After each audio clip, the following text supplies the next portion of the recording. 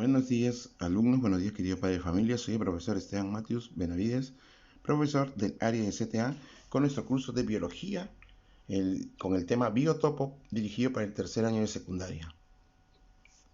Muy bien, vamos justamente a ver nuestras definiciones. Los factores abióticos de un ecosistema son aquellos que constituyen sus características físicas y químicas.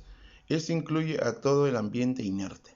Factores climáticos, que es la temperatura y humedad, factores hídricos, que es la salinidad, iluminación, temperatura pH, factores edáficos, como minerales, materia inorgánica, salinidad, aireación, pH. Y los factores bióticos, que son depredadores, presas, competidores y parásitos. Los factores abióticos terrestres más importantes son: en el ecosistema los factores abióticos pueden prescribir de los factores bióticos, pero los factores bióticos no pueden prescindir de los factores abióticos. La luz proporciona la energía necesaria para el funcionamiento de los ecosistemas. En este aporte de energía hay que considerar dos factores de especial importancia: intensidad luminosa y fotoperiodicidad, es decir, la respuesta fisiológica a las variaciones de la luz. O sea, en esos dos la luz es importante porque justamente permite el desarrollo de las plantas al proceso de fotosíntesis, y también para que los animales puedan adaptarse y aparte realizar un correcto metabolismo. Muy bien, efectos sobre los animales cuando hay luz.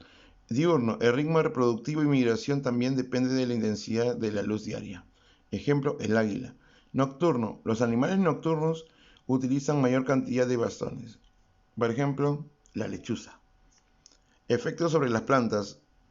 Heliófilas, requieren de la intensidad de la luz y son más abundantes. Ejemplo, las orquídeas, epífitas, plantas trepadoras. Mientras los hesiófilas requieren poca luz y son las más verdes. Por ejemplo, los musgos, helechos, oreja de elefante. Muy bien. Tenemos también la temperatura. Los procesos vitales suceden dentro de un intervalo de temperatura entre 0 grados a 90 grados. Ejemplos: tolerancia. Tenemos los euritermos. La tolerancia es de rango muy grande, por ejemplo la mosca. Los estenotermos, de tolerancia de rango muy corta, como por ejemplo el pez ártico, el hombre. Regulación: poikilotermos o ectotermos. Su temperatura depende del medio ambiente, como por ejemplo los peces, los anfibios y los reptiles. Tenemos los homeotermos o endodermos. Su temperatura corporal es constante, las aves y mamíferos. Heterotermos, hibernación, el oso pardo y el zorrillo. Ahí tenemos como ejemplos, no digo que son los únicos, sino que lo tenemos como ejemplos. Y vamos a ver acá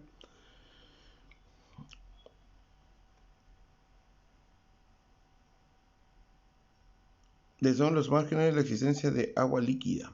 Pocas especies toleran ambos extremos, a excepción de las bacterias termófitas. La temperatura condiciona, además de la humedad, otros factores abióticos como la presión atmosférica y los vientos. La concentración de sales.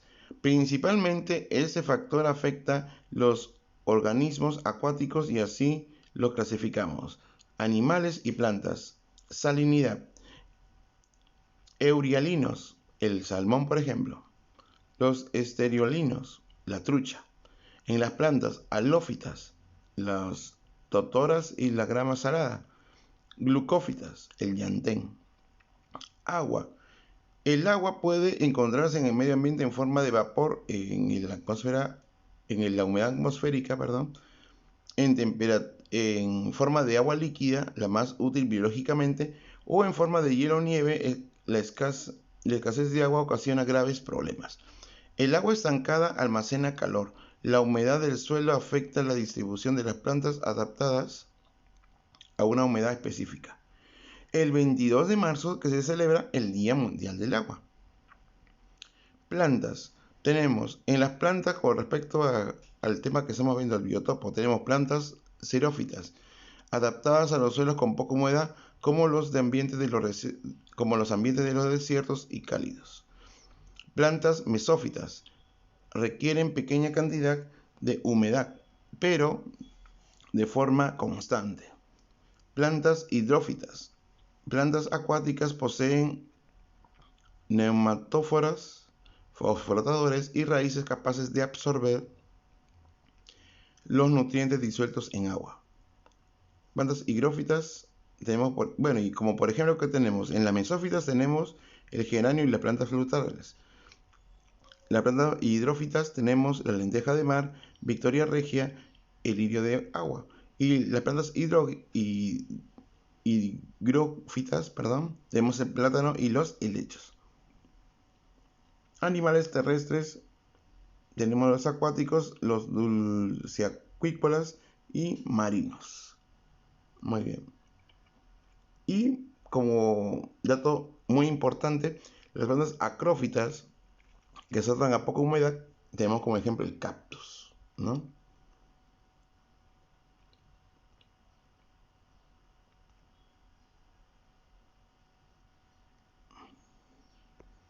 Muy bien. La presión atmosférica tiene un valor de 760 milímetros de mercurio. SMMDHG significa milímetros de mercurio. En la altura la presión atmosférica disminuye, con ella la capacidad de oxígeno disponible. A 6.600 metros sobre el nivel del mar, la presión atmosférica del oxígeno es solo 80 milímetros de mercurio. Disminuye y con ella la cantidad de oxígeno disponible. Ejemplo, la llama, vicuña y aves de los Andes se han adaptado aumentando el volumen de sus glóbulos rojos, se han adaptado aumentando el número de sus glóbulos rojos y, por ende, de su hemoglobina. La presión hidrostática aumenta la razón de la atmósfera por cada 10 metros de profundidad en el agua. El hombre soporta hasta 6 atmósferas. Muchos peces poseen vejiga natatoria, que es una cámara que se llena de aire y funciona como un flotador. Los organismos que viven por debajo de los 5.000 metros suelen ser planos por la elevada presión. Animales de profundidad. Tenemos el pez abisa o barófilo. Tenemos animales de altura, menor presión. Tenemos la vicuña, aumento de eritrocitos o glóbulos rojos. Suelo. El suelo es un producto natural que está ubicado en la superficie terrestre y actúa como medio de soporte físico y sustento nutritivo por el crecimiento de vegetales, la base de todos los ecosistemas terrestres.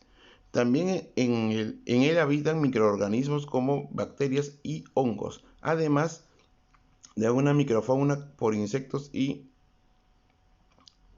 detritívoros. También es en el hábitat de los microorganismos como bacterias y hongos, además de las microfauna por insectos y detritívoros. Bueno, ahí lo están resaltando justamente.